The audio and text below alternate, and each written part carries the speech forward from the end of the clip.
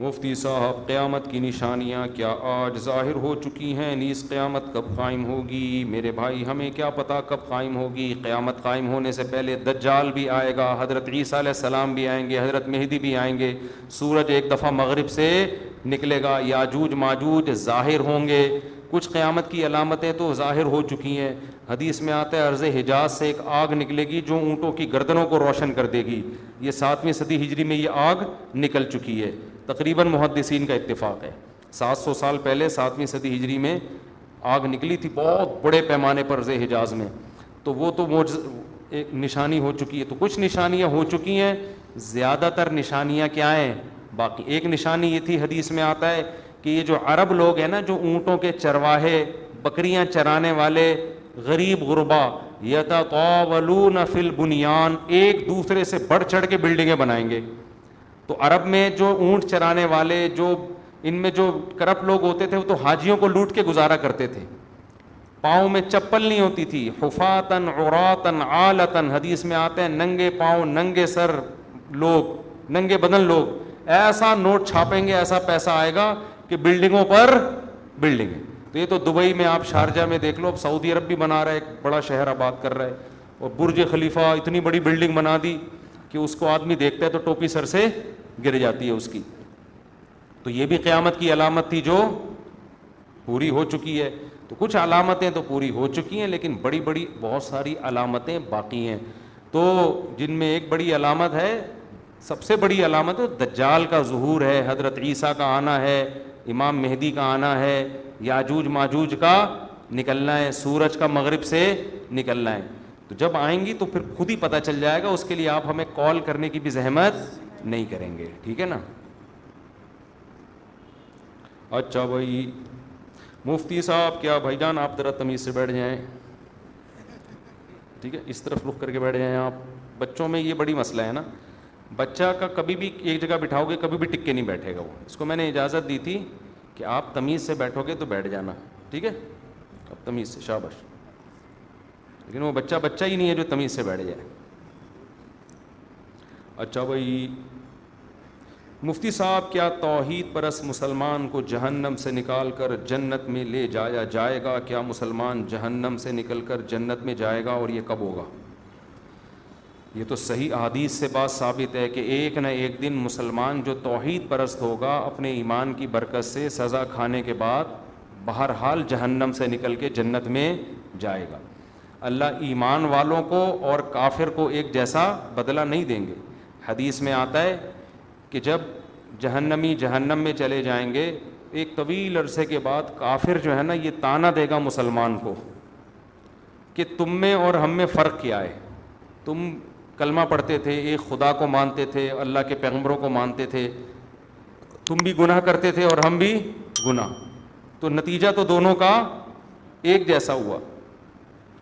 تو حدیث میں آتا ہے اللہ کو غضب آئے گا، اور اللہ ایک بہت بڑی تعداد صرف ایمان کی برکت سے جہنم سے نکالے گا۔ غیر مسلم اس پہ اعتراض کرتے ہیں، واہ بھائی واہ، مسلمان اتنے بڑے مجرم ہوئے، اچھے نہ بھی ہوں پھر بھی بالآخر جہنم سے نکلیں گے، اور ہم جیسے مرضی ہوں جلتے رہیں گے جہنم میں، یہ کیسا اسلام ہے؟ بھائی اپنوں کا ہمیشہ دنیا خیال کرتی ہے، اور جو اپنے نہیں ہوتے ان کا خیال نہیں کیا جاتا۔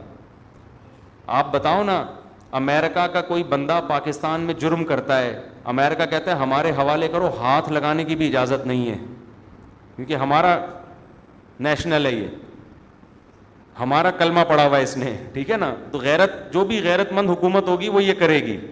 تو اللہ کہتا ہے گناہگار تھا، مانتا تو تھا نا کہ میں ہوں، میں نے نعمتیں دی ہیں، گناہ کا اعتراف بھی کرتا تھا، اور تم تو مانتے ہی نہیں تھے کہ کوئی جنت بھی ہے کوئی جہنم بھی ہے، تم تو مذاق اڑاتے تھے ان چیزوں کا، قبر کا عذاب، اور تم تو ڈاروین اور سائنسدانوں کے پیچھے پڑے ہوئے تھے، تو جاؤ انہی سے جا کے مانگو، سمجھتے ہو؟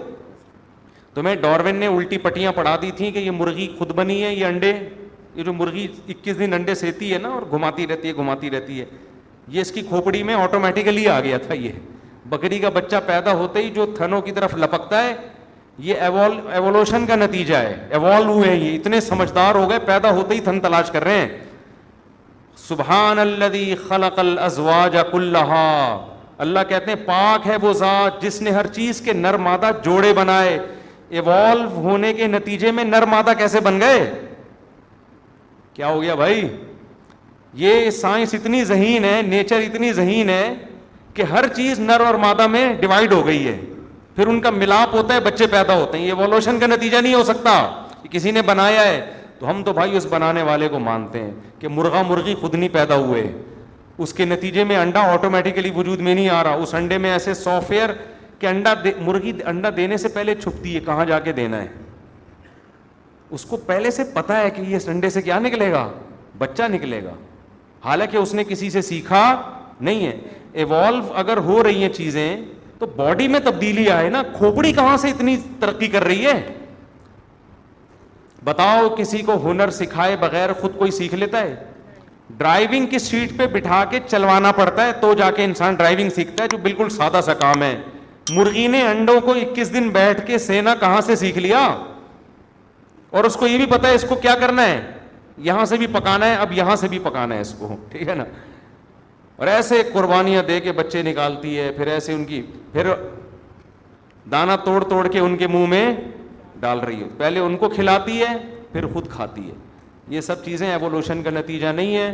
تو جو کہتے ہیں ایوالو ہوا ہے سب کچھ, اللہ کہے گا جاؤ اس فطرت سے ہی اپنا بدلہ لو. ڈارون تمہارا باپ, وہ تمہیں بتائے گا جنت کیا ہے اور جہنم.